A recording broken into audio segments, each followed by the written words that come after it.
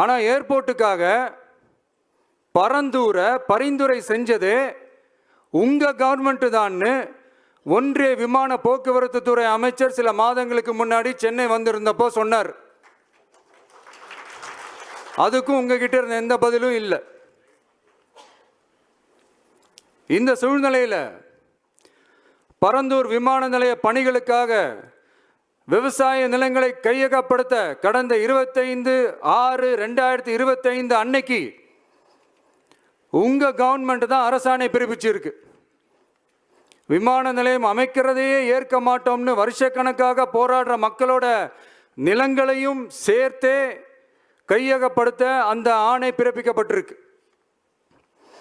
விவசாயிகளோட கண்ணீரை துடைக்க வேண்டிய தமிழ்நாடு அரசு அவங்களோட கண்ணில் குத்துறதாகவே இருக்கு இந்த ஜிஓ. இதெல்லாம் உங்களுக்கு தெரிஞ்சுதான் நடக்குதா, உங்க ஒப்புதலோடு தான் நடக்குதா தெரியல, பதிலும் தெரியல.